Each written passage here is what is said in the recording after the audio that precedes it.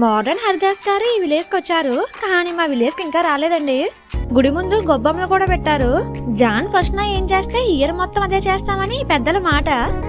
కొత్త ఇయర్ భక్తి మార్గంతో స్టార్ట్ చేద్దామని అంతర్వేది టెంపుల్ కి వచ్చామండి. మేము అనుకున్నట్టే చాలా మంది అనుకున్నట్టున్నారు. టెంపుల్ అస్సలు ఖాళీ లేదు. వీళ్ళది విడదీయలేని బంధం అనుకుంటా అండి. దర్శనానికే చాలా టైం పట్టేసిందిరా బాబు అనుకుంటే ఇంకా భోజనం లైన్ చూసి షాక్. ఇంకా తినేసి పక్కనే ఉన్న వశిష్ఠాశ్రమానికి వెళ్ళాము. నా చిన్నప్పుడు ఈ టెంపుల్ కి వెళ్ళాలి అంటే చాలా ఎక్సైట్మెంట్ గా ఉండేదండి.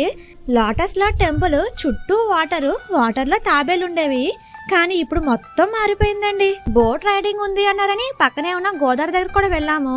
బోట్లు కనిపించాయి కానీ రైడింగ్ కనిపించలేదండి. ఇన్ని ప్లేసెస్ కి వెళ్ళి చివరికి బీచ్ కి వెళ్ళకపోతే బీచ్ ఫీల్ అవుతుంది కదా అని అక్కడికి కూడా వెళ్ళిపోయాము. ఆయన ఏమో ఇల్లు కడుతుంటే వాళ్ళ అబ్బాయి మట్టిని తీసి నీటిలోకి విసిరేస్తున్నాడు. ఇంకా వీళ్ళ ముగ్గురు అయితే మట్టిలో తెగ తవ్వేస్తున్నారండి. ఈ చిత్రాలతోటి మా న్యూ ఇయర్ ముగిసింది. మరి మీది?